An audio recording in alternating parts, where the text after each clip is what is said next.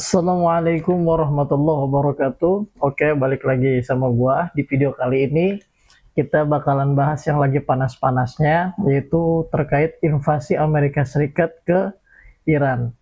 Nah, kita semua udah pada tahu bahwasanya kemarin-kemarin banyak beredar di media sosial dan segala macam bahwasanya Amerika Serikat melakukan invasi ke Iran. Dan sebelum-sebelumnya memang Amerika Serikat ini bersekutu dengan Israel yang katanya akan menyerang Iran. Begitu Iran unjuk gigi dengan membombardir Israel, menyatakan perang kepada Israel, ya kan, dilucuti tuh Israel, dikirimkan bom-bom udara sama Iran. Akhirnya Israelnya kewalahan, ketimpungan. Nah, Donald Trump selaku Presiden Amerika Serikat memproklamirkan atau apa yang namanya ya, mengatakan bahwasanya untuk sementara ini diadakan gencatan senjata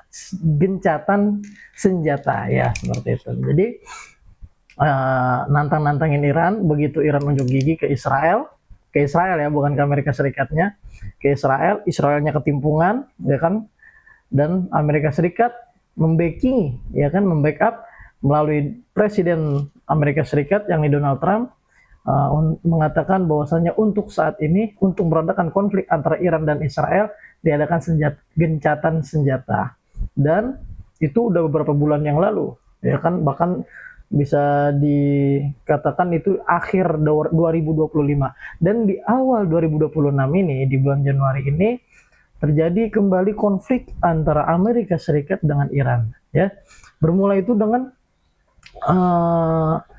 dikerahkannya kapal induk USS Abraham Lincoln milik Amerika Serikat, ditarik dari Laut Cina Selatan menuju ke Timur Tengah, ya.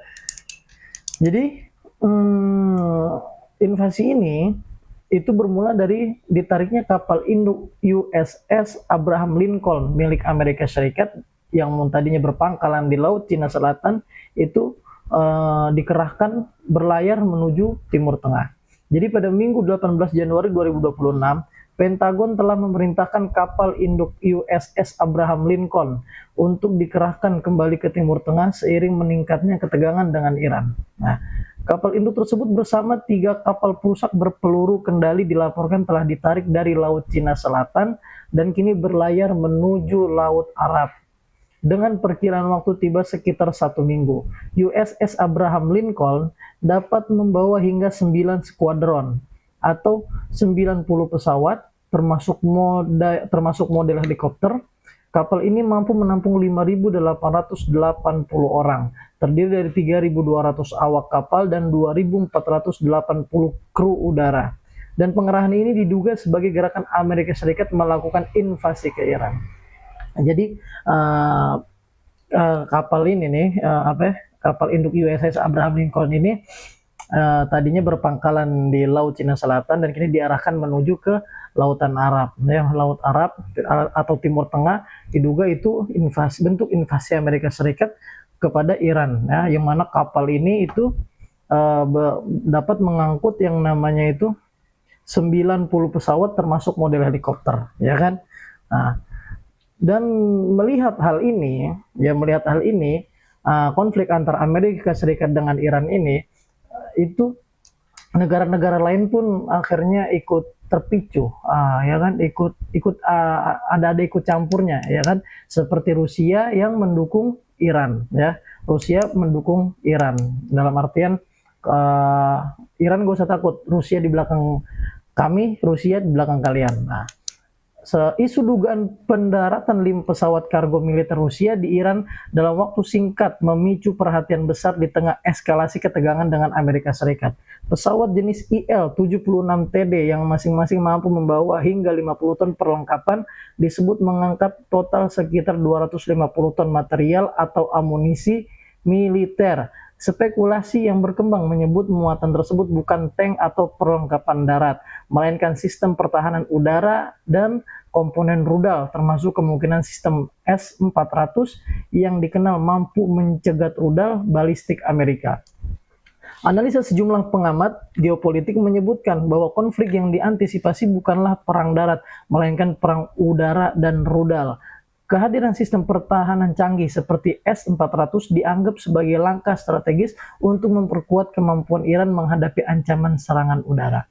Jadi, begitu Rusia dapat kabar bahwasanya kapal induk USS Abraham Lincoln milik Amerika Serikat itu bertolak dari Laut Cina Selatan menuju Laut Arab yang di Timur Tengah, ya, bentuk invasi Amerika Serikat kepada Iran. Begitu dengar kabar tersebut, jadi Rusia itu memberikan dukungan kepada Iran, semacam berkata, nggak usah takut Iran, kami Rusia ini ada di belakang kalian. Ikutlah nih si Rusia ini mendatangkan 5 pesawat kargo militer, ya, dalam waktu singkat menuju Iran. Yang mana katakan pesawat itu berjenis IL-76TD yang mampu membawa 50 ton perlengkapan, disebut mengangkat total sekitar 250 ton material atau amunisi militer, dan itu ada 5 pesawat kargo militer Rusia yang berangkat ke Iran. Nah, seperti itu. Dan sebelum invasi Amerika Serikat ke Iran ini, memang sebenarnya Iran ini udah kacau. Dalam artian kacau itu warga negaranya itu sudah menuntut revolusi, pergantian kepemimpinan, ya, bahwasanya gerakan-gerakan dari bawah, yakni sebagian masyarakat Iran ini mendemo, ya, melakukan demonstrasi anti pemerintahan yang dipimpin oleh Ali Khamenei, pemimpin tertinggi Iran saat ini, ya. Dan terjadinya demonstrasi ini juga menimbulkan, atau bukan menimbulkan, mengakibatkan banyak korban, ya, yang mana pemimpin Iran tersebut, yang Ayatullah Khamenei, itu menyalahkan Amerika Serikat dan Israel. Mengapa demikian? Nah, jadi seperti ini keterangan dari pemimpin tertinggi Iran. Pemimpin tertinggi Iran Ayatullah Khamenei mengatakan aktor-aktor yang terkait dengan Amerika Serikat dan Israel bertanggung jawab atas pembunuhan beberapa ribu orang selama protes anti pemerintah. Demonstrasi berujung ricuh itu terjadi selama beberapa minggu di Iran. Jadi Ali Khamenei mengatakan begini, mereka yang terkait dengan Israel dan Amerika Serikat menyebabkan kerusakan besar dan membunuh beberapa ribu orang selama protes yang mengguncang Iran selama lebih dari 2 minggu. Pemberontakan anti-Iran terbaru berbeda. Pemberontakan anti-Iran terbaru kini, yang ini berbeda. Karena apa? Karena Presiden Amerika Serikat secara terlibat pribadi. Dengan merugikan rakyat, mereka membunuh beberapa ribu dari mereka. Beberapa terbunuh dengan kekuatan tak manusiawi. Tindakan ini adalah bagian dari cetak biru penghasutan yang telah disiapkan sebelumnya. Nah, perkataan Ayatullah Khamenei ini dimuat di surat kabar Al Jazeera dan CNN World. Jadi menurut Ayatullah Khamenei ini, apa yang terjadi di Amerika Serikat, ya, demonstrasi yang terjadi di Amerika Serikat, yakni beberapa demonstrasi yang terjadi di negara Iran, yakni beberapa warga Iran ini, sebagian dari warga negara Iran ini melakukan demo besar-besaran, ya, anti pemerintahan Iran yang sekarang itu ingin menurunkan Ayatullah Khamenei, ya. Dan Ayatullah Khamenei itu menganggap bahwasanya gerakan-gerakan ini, sebagian warganya ini yang mau menurunkan dia, yang menuntut revolusi, ya kan, yang mau mengkudeta dia, itu sebenarnya didalangi oleh Amerika Serikat dan Israel itu sendiri. Seperti, ya, mirip-mirip seperti yang terjadi di oleh Saddam Hussein dan Muammar Gaddafi, ya kan, rakyatnya menuntut yang namanya revolusi, turunin presiden-presiden yang sebelumnya, bahkan presiden-presidennya mereka pada waktu itu dituduh segala macam, dituduh mengembangkan senjata pembunuh massal, yang begitu ternyata itu presiden udah turun, ya kan, dihukum pancung, begitu udah meninggal udah dihukum pancung, sampai sekarang itu nggak pernah ketemu senjata pembunuh massal itu ada di mana, ya kan. Itu hanya alibi Amerika Serikat aja, seperti Nicolas Maduro kemarin aja, ya kan, dibilang ikut campur dalam pemasokan narkoba yang masuk ke dalam Amerika Serikat. Nah, itu sebagai alibi aja, sebenarnya emang dia mau ngambil minyaknya Venezuela aja, ya, seperti itu. Dan ini pun diduga oleh Ayatullah Khamenei bahwasanya ada campur tangan Amerika Serikat yang semacam membiayai atau mengompor-ngompori masyarakat atau sebagian warga negara Iran untuk yang namanya melakukan revolusi, melakukan kudeta kepada Ayatullah Khamenei. Dan melihat keadaan Iran pada saat ini, yakni putri mendiang pemimpin Libya yaitu Muammar Gaddafi itu memperingati rakyat Iran, ya, memperingati rakyat Iran untuk tidak percaya dengan Barat. Jadi begitu melihat Iran pada saat ini melakukan demo besar-besaran menentang Ayatollah Khamenei, demonstrasi anti pemerintahan, demonstrasi anti Ayatollah Khamenei, itu putri mendiang ex pemimpin Libya yakni Muammar Gaddafi memperingati rakyat Iran untuk tidak percaya dengan Barat. Apa yang kata dia? Nah, jadi anaknya Muammar Gaddafi, putrinya ya, anak perempuannya Muammar Gaddafi bilang begini, negosiasi dengan serigala tak akan selamatkan anak domba. Aku memperingati kalian agar tidak terjebak dalam kata-kata dan slogan palsu para imperialis Barat. Suatu hari mereka berkata kepada ayahku, jika engkau meninggalkan program nuklir dan misilmu, pintu-pintu dunia akan terbuka bagimu.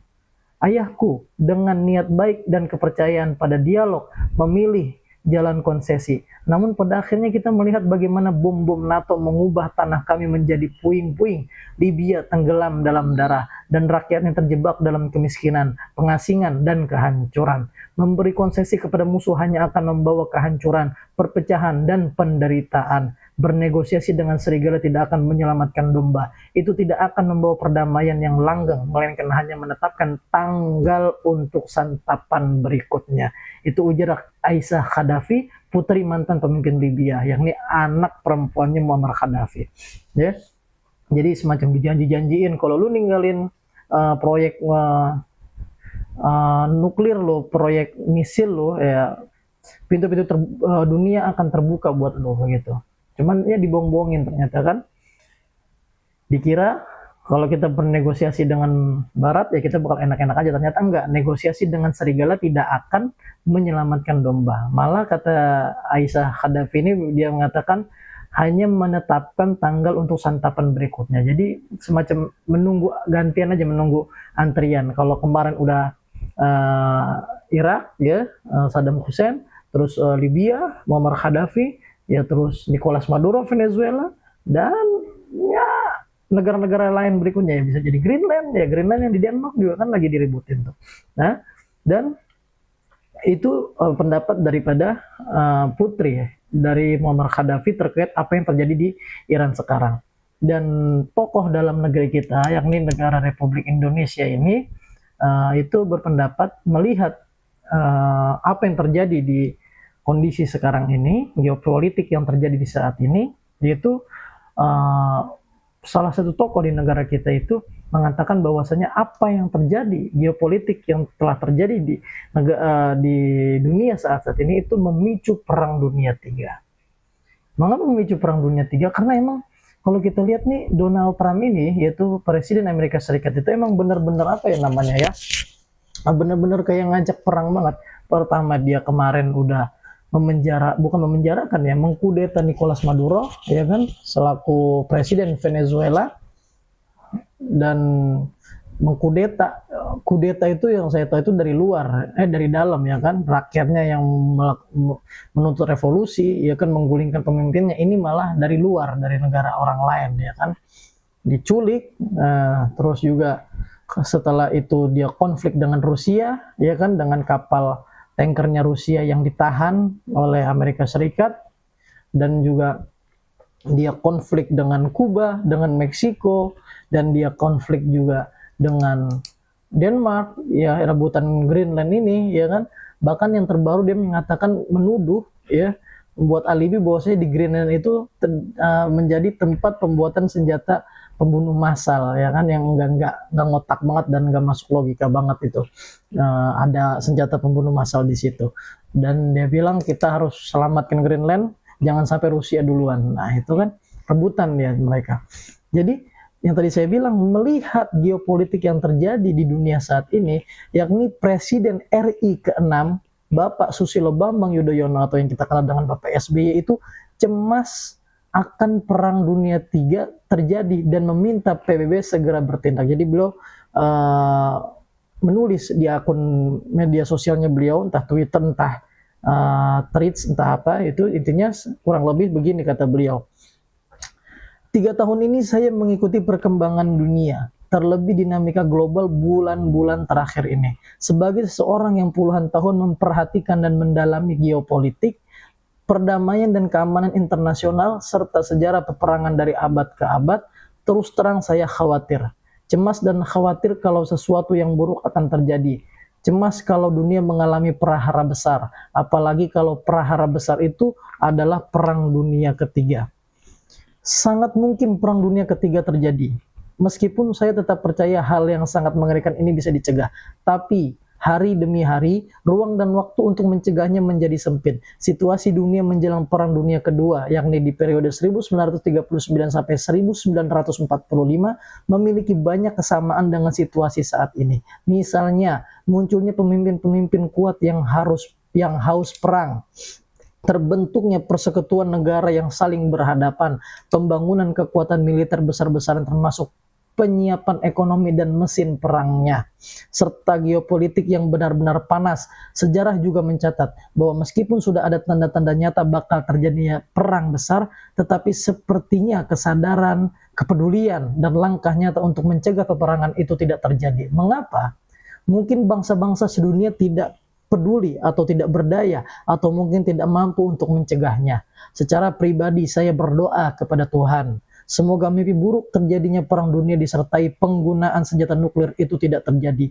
Banyak studi yang mengatakan bahwa jika terjadi perang dunia, perang total dan perang nuklir, maka kehancuran dunia tak bisa dihindari. Korban jiwa bisa mencapai lebih dari 5 miliar manusia. Tidak ada peradaban yang tersisa dan musnahnya harapan manusia. Saran dan usulan saya, Perserikatan Bangsa-Bangsa atau PBB mengambil inisiatif mengundang para pemimpin dunia untuk berembuk di persidangan umum PBB yang sifatnya darurat atau emergency General Assembly. Seperti itu kira-kira yang ditulis oleh Bapak Presiden RI ke-6 yang di Bapak Susilo Bambang Yudhoyono atau Bapak SBY. Jadi beliau mencemaskan bahwasanya Perang Dunia Ketiga ini akan terjadi karena ya kita kenal beliau itu sebenarnya dulu ahlinya perang ya, ahlinya strategi, mengatur strategi itu beliau mempelajari betul perang-perang, sejarah-sejarah perang ya kan, karena memang latar belakangnya beliau sebagai anggota TNI, Tentara Nasional Indonesia, purnawirawan ya, pensiunan TNI. Jadi apa kata beliau, melihat geopolitik sekarang itu beliau seperti melihat tanda-tanda yang sama yang muncul sebelum Perang Dunia Kedua itu terjadi. Seperti apa tadi kata beliau, munculnya pemimpin-pemimpin kuat yang haus perang. Seperti apa? Yaitu Presiden Amerika Serikat Donald Trump. Buktinya apa? Ya dia mencaplok sana sini, Nicolas Maduro dia tangkap, ya kan, segala macam. Kuba, Meksiko dia ancam bahwasanya presidennya akan bernasib sama seperti Nicolas Maduro, ya kan. Dan juga dia yang terbaru mau mencaplok Greenland dari Denmark, ya kan, dan ini juga mau invasi ke Iran, ya kan. Nah ini kan haus perang. Bahkan dia ini, Donald Trump ini, mengubah nama Kementerian Pertahanannya menjadi Kementerian Peperangan, ya kan, Department of Defense menjadi Department of War. Nah itu kan udah menonjol banget bahwasanya beliau ini termasuk daripada ciri-ciri yang dikatakan oleh PSBY, yakni munculnya pemimpin-pemimpin kuat yang haus perang. Lalu apalagi terbentuknya persekutuan negara yang saling berhadapan, ya kan, masing-masing punya sekutu nih. Amerika Serikat dengan Israel, ya kan, dan Iran yang tadi didukung oleh Rusia, ya kan, belum nanti Cina dengan siapa di belakangnya segala macam, dengan Korea Selatan, dengan Korea Utara, ada macam-macam dah pokoknya. Ya kan, punya sekutunya masing-masing, ya kan. Dan pembangunan kekuatan militer besar-besaran termasuk penyiapan ekonomi dan mesin perangnya. Bahkan diculiknya Nicolas Maduro, presiden Venezuela kemarin oleh Donald Trump, ya kan, melalui Delta Force itu, pasukan Delta Force itu dikatakan bahwasanya ini merupakan strategi Donald Trump untuk menguasai minyak. Karena apa? Minyak ini nanti yang akan dijadikan sebagai penyiapan ekonomi kala ketika perang, amunisinya dia ketika nanti perang itu terjadi. Nah seperti itu. Jadi melihat geopolitik yang sudah terjadi sekarang ini, Presiden ke-6 RI ya, Bapak Susilo Bambang Yudhoyono itu mengatakan bahwasanya ini tanda-tandanya atau suasananya itu mirip-mirip seperti dulu sebelum Perang Dunia II itu terjadi. Bahkan Perdana Menteri Malaysia ya, Bapak Mahathir itu, saya lupa nama panjangnya, saya tahunya cuma Bapak Mahathir itu, beliau juga mengatakan yang sependapat dengan Bapak SBY. Beliau mengatakan ya agak-agaknya kalau melihat situasi sekarang ini ya memang mengarah ke situ, yang ini Perang Dunia Ketiga. Nah, kita hanya bisa berdoa semoga geopolitik ini bisa mereda dan kita hidup damai, sejahtera, bisa beribadah dengan baik. Semoga bermanfaat. Wallahul muwaffiq ila aqwamit thoriq. Wassalamualaikum warahmatullahi wabarakatuh.